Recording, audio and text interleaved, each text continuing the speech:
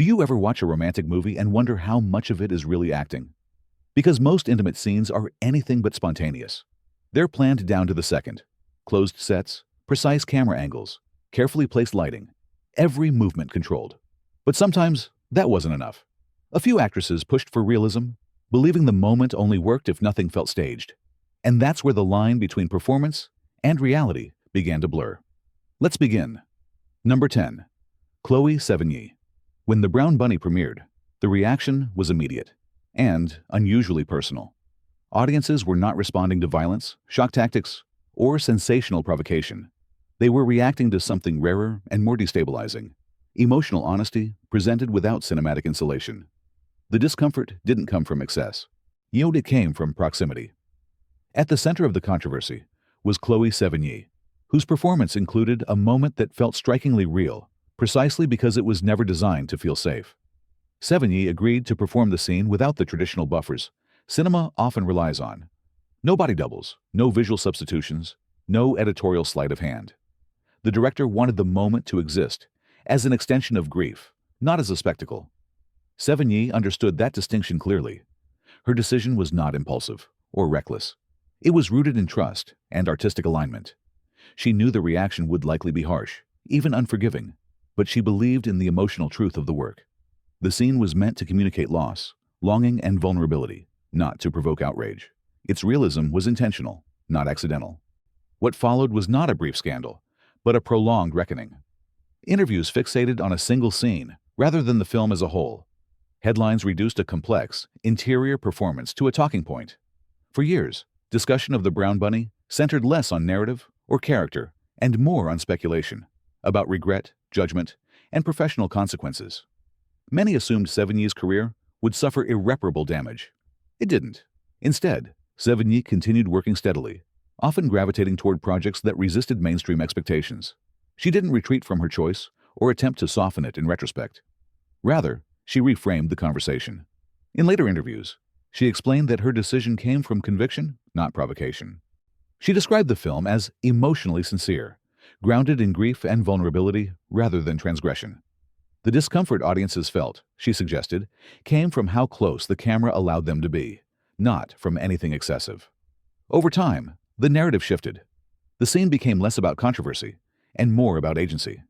It forced difficult conversations about boundaries, consent, and the responsibility placed on performers to manage audience discomfort. Sevigny had not crossed a line unknowingly or been misled. She entered the work with clarity, preparation, and consent, fully aware of the implications. What ultimately gave the performance its endurance was not its explicitness, but its refusal to aestheticize pain. There was no spectacle to distract the viewer, no stylistic distance to soften the moment. Though the realism wasn't designed to shock, it was designed to exist, unprotected and unresolved, the way grief often does. Today, Sevigny's choice is frequently cited not as a cautionary tale, but as a turning point. A moment that challenged assumptions about authenticity in film and reframed discussions around intention and ethics. It reminded audiences that realism is not always comfortable, but it can be deliberate, consensual, and deeply human. Number 9. Sienna Miller. Factory Girl set out to explore intimacy, vulnerability, and the emotional cost of creativity. It was a film built on closeness rather than spectacle, on suggestion, atmosphere, and emotional proximity. Instead of dramatizing excess, it leaned into restraint. Yet one scene, in particular, lingered in public conversation long after the credits rolled. Not because of what it showed, but because of how unguarded it felt. The moment was quiet, unpolished, almost private. And that restraint is precisely what fueled years of speculation. Rumors emerged quickly that the realism came from more than performance alone. Whispers circulated, assumptions multiplied, and the scene took on a life beyond the film itself. Yet the production never confirmed or denied those claims. Instead, Sienna Miller and the filmmakers consistently redirected attention away from detail and toward process. The set was intentionally limited. Only essential crew members were present. The environment was controlled not to heighten intensity, but to reduce pressure. The goal was not provocation, but emotional truth, creating conditions where actors could inhabit the moment without distraction, anxiety, or performative expectation. That emphasis on process mattered. Rather than relying on spectacle, the filmmakers trusted containment. By stripping the scene of unnecessary observation and technical intrusion, they allowed it to breathe. What resulted felt intimate, not because it demanded attention, but because it refused to ask for it. Miller later spoke candidly about the unique burden of biographical roles.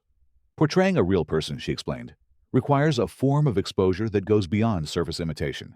It demands empathy without indulgence, restraint without detachment, and a willingness to sit inside discomfort rather than perform around it. Authenticity, for her, was not about intensity or explicitness.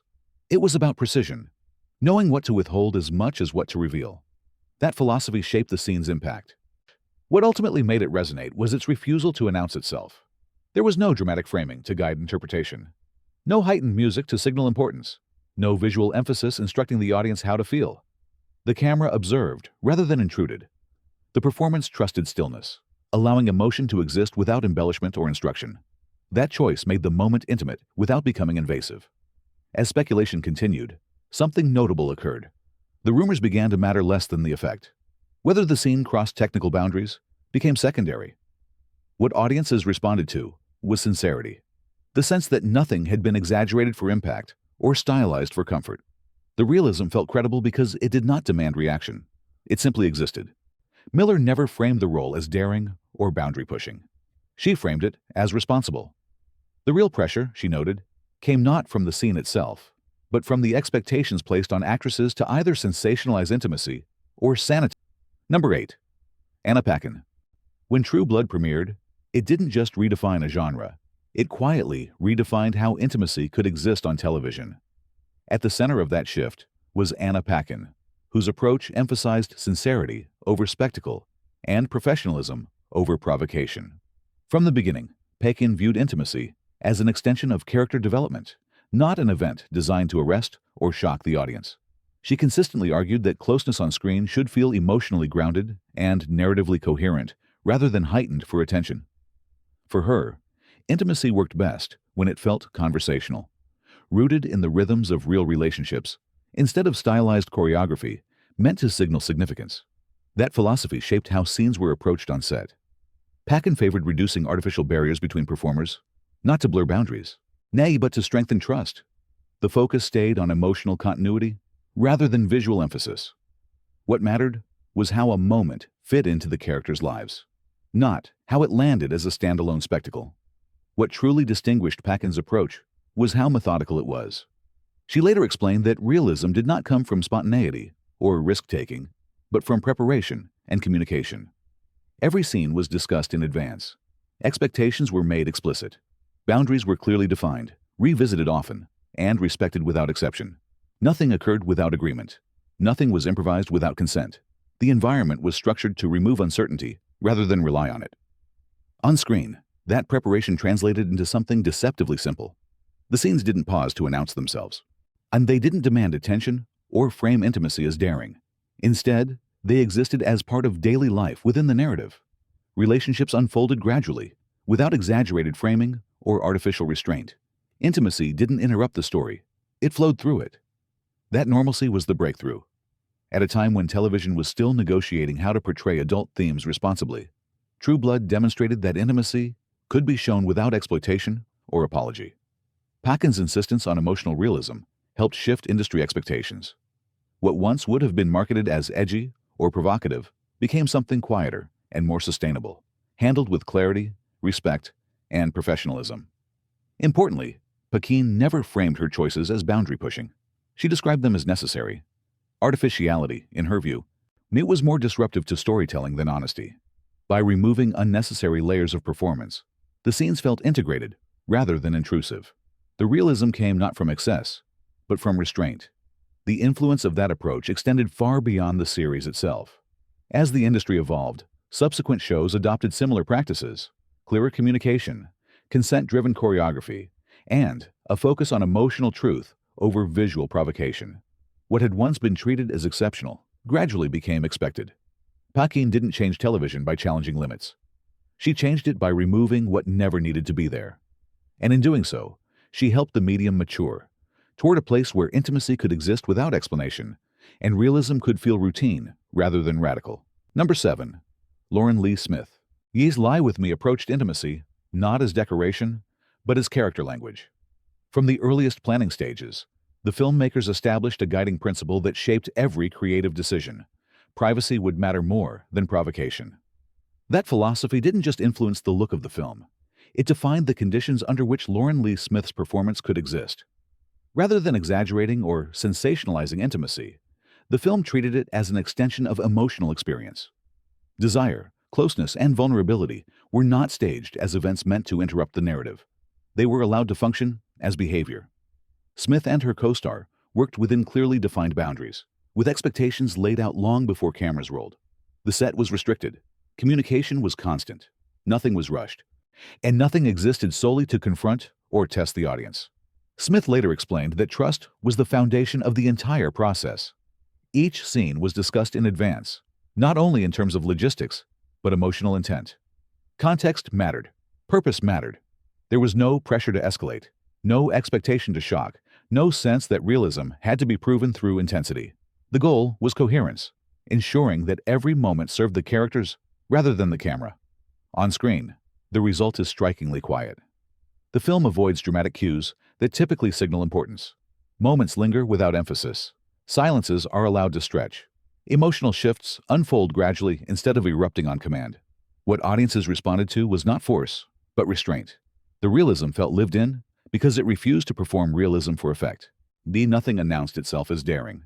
It simply existed.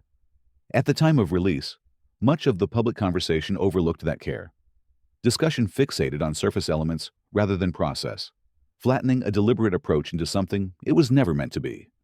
But as years passed, the performance endured precisely because it avoided spectacle. The film did not ask to be validated. It trusted its own tone and let the work speak quietly for itself. In interviews, Smith described the role as liberating rather than uncomfortable. The clarity of intention allowed her to explore vulnerability without distortion or pressure. She did not feel pushed toward limits or framed as a provocation. The environment supported purpose instead of testing endurance. That distinction matters. Lie With Me remains a reference point, not because it was extreme, but because it was controlled. It demonstrated that realism does not require excess, and that intimacy can exist on screen without becoming confrontational or performative. Sometimes realism doesn't announce itself. It doesn't escalate. It doesn't ask permission. It simply refuses to pretend.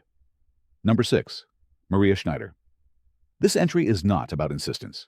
It is about the absence of choice.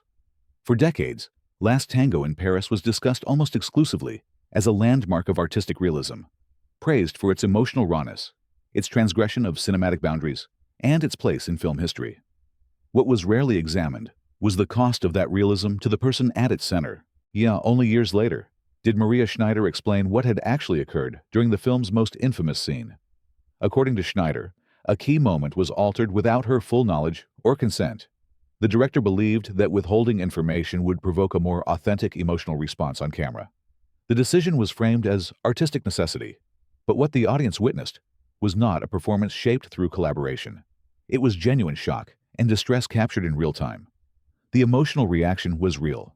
The harm was real. At the time of the film's release, the industry did not challenge the ethics behind that choice. The scene was defended as art.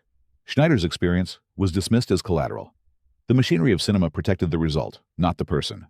Critical acclaim and cultural conversation focused on provocation and innovation, while the performer's reality was pushed aside. For years, Schneider spoke quietly, often ignored, discredited, or minimized. She later described how the experience shattered her sense of safety on set and permanently altered her relationship with acting. Trust in the industry eroded. Opportunities narrowed. The trauma did not remain confined to a single film. It followed her through her career and into her personal life. The cost of that moment extended far beyond what audiences ever saw. Only decades later did attitudes begin to shift. Filmmakers, critics, and audiences finally began to acknowledge that realism pursued without consent is not artistic courage. It is exploitation. Schneider's testimony became central to broader conversations about transparency, performer agency, and ethical responsibility in filmmaking. Her words reframed the film, not as a triumph of honesty, but as a failure of care. Her legacy is therefore complex. Last Tango in Paris remains historically significant, but it also stands as a cautionary example of what happens when power replaces collaboration. Schneider did not reject realism as an idea. She was denied the right to participate in it on informed, voluntary terms. Out of that failure came change. Clearer disclosures, closed set protocols, stronger advocacy for performer consent and protection. Today, Schneider's experience is frequently cited in discussions about ethical filmmaking, not to erase the past, but to prevent its repetition. Her story draws a necessary line between authenticity and abuse, between art that challenges and art that harms. This entry matters because it marks that line, a moment where the industry was eventually forced to confront the difference between realism and damage. Realism without consent is not bravery. It is harm. Number 4. Eva Green. Eva Green's debut performance did not arrive quietly, but it also did not arrive seeking attention. With The Dreamers, she entered international cinema already in full command of her choices, and, from the outset, made one thing clear. Hesitation was not part of her process. Green declined body doubles, she declined visual substitutions, and she declined the idea that emotional truth could be achieved through technical distance. For her, the intimacy at the center of the film was inseparable from the psychology of the characters. The Dreamers required continuity, emotional states that could not be broken by cutaways, framing tricks, or symbolic avoidance. The vulnerability needed to feel uninterrupted. Green understood that fragmentation would weaken the story's internal logic. The choice to remain fully present was therefore structural, not sensational. Importantly, the decision was not impulsive, nor was it framed as rebellion or provocation. It was discussed in advance, structured carefully, and supported by a director who prioritized clarity over surprise. Expectations were explicit. The work was defined before the camera ever rolled. There was no reliance on shock, ambiguity, or last-minute escalation. What distinguished Green's approach was confidence rooted in preparation. She never described her choices as daring or transgressive. She described them as disciplined. Every scene was rehearsed. Every boundary was articulated. Every moment existed within a framework of consent and intention. Nothing was improvised. Nothing was left to chance. That preparation removed tension from the set and allowed the performance to remain fluid rather than confrontational. On screen, the result is strikingly controlled. The intimacy never overwhelms the narrative or announces itself as an event. It exists as part of the character's emotional landscape, sometimes playful, sometimes charged, sometimes fragile, but always deliberate. The realism does not escalate for impact. It remains steady, integrated, and purposeful. The camera does not intrude or linger excessively. It observes a continuity that feels earned rather than engineered. This sense of control is what gives the performance its lasting power. The vulnerability feels grounded because it is never presented as a gamble. There is no visible uncertainty, no hesitation masked as bravery. Instead, there is a clear understanding of what the work requires and a commitment to meet it without compromise. In later interviews, Green emphasized that her motivation was never provocation. She wanted to begin her career without apology, trusting clarity over fear. For her, ethical filmmaking began with transparency, knowing exactly what was required and agreeing to it freely, without coercion or ambiguity. Agency, in her view, was inseparable from professionalism.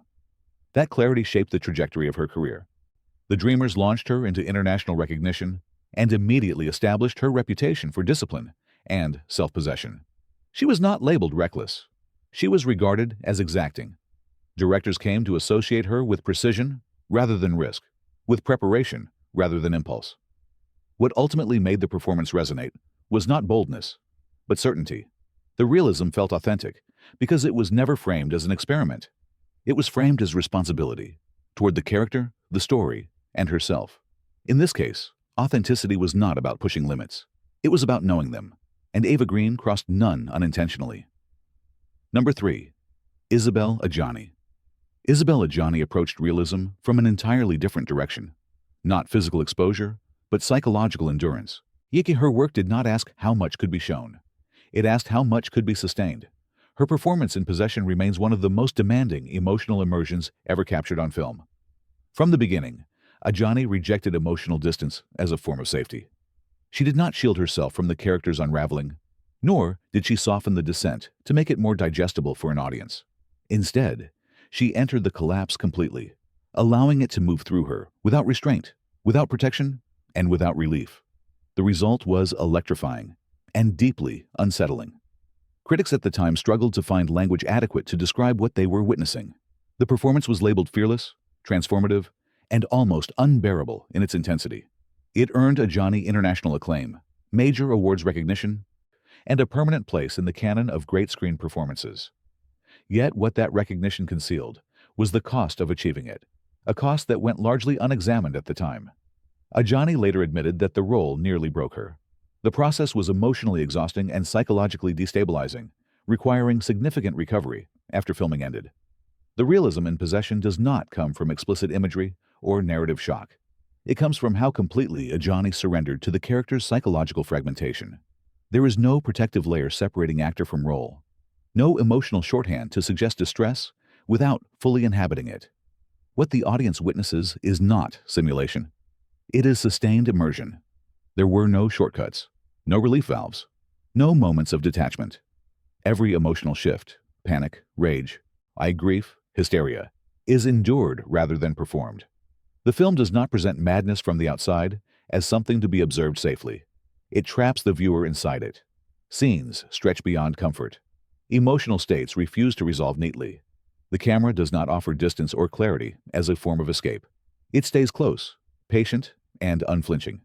That endurance is what makes Possession so difficult to watch and so impossible to forget. What sets Adjani's work apart is the absence of spectacle. The film never romanticizes her suffering or aestheticizes collapse. There is no attempt to turn pain into symbolism or beauty. The camera does not editorialize. It observes. It stays. It allows moments to unfold past the point where most films would cut away for mercy or restraint.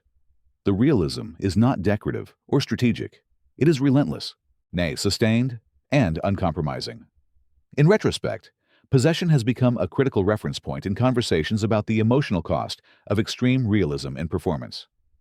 Adjani's honesty was never questioned. Her commitment was never doubted. But the toll it took reshaped later discussions about responsibility, care, and sustainability for actors pushed to psychological extremes in the name of authenticity. Her legacy in this role is not rooted in shock value or provocation. It is rooted in commitment. Sometimes realism is not about visibility. It is about duration, about how long a performer is asked to remain inside the truth without retreat, without mediation, and without relief. And few performances demonstrate that burden more clearly, or more hauntingly, than Isabelle Adjani's in Possession. Number 2. Rosanna Arquette. Rosanna Arquette approached realism from a direction that was easy to overlook at the time, and that quietness was precisely why it mattered. She did not seek to make intimacy provocative, dramatic, or visually emphasized. She wanted it to feel ordinary, unremarkable, like something happening just off the edge of notice, the way real closeness often does. During the 1980s, many films still treated intimacy as an event. Scenes were carefully framed, emotionally heightened, and clearly signposted for the audience. Lighting softened, music swelled. The camera lingered just long enough to ensure the moment was registered as important. Intimacy was rarely allowed to simply exist. It had to announce itself. Arquette's instincts moved in the opposite direction.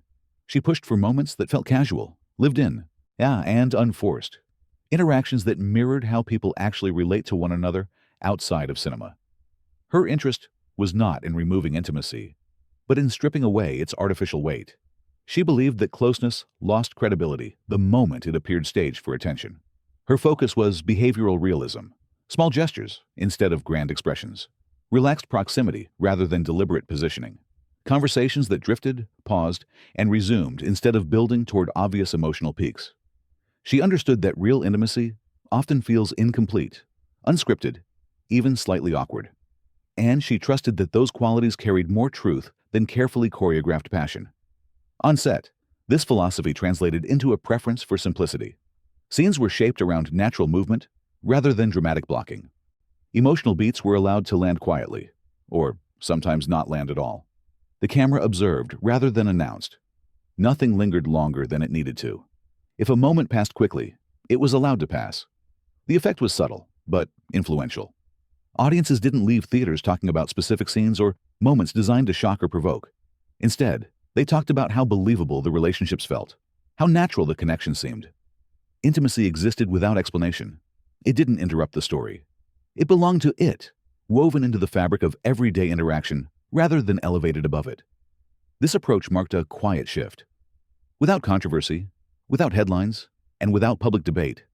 Arquette helped normalize a different tone in mainstream cinema, one where closeness could feel spontaneous rather than staged. What once would have required dramatic framing became part of the narrative background, present but not emphasized. Importantly, she never framed her choices as statements or acts of rebellion. She described them as practical. To her, the story didn't need emphasis. It needed trust. Trust in the material, trust in the performers, and trust in the audience, who were not guided toward reaction but allowed to experience moments naturally, without instruction on how to feel. Over time, this restraint became influential. Films that followed adopted similar instincts, favoring realism over presentation.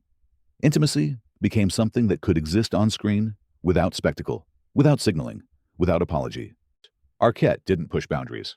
She ignored them. And by doing so, she demonstrated that realism does not always arrive loudly. Sometimes, it enters quietly and stays. Number 1. Greta Scacchi.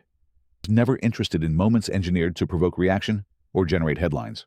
When a role required truth, her approach was grounded in preparation.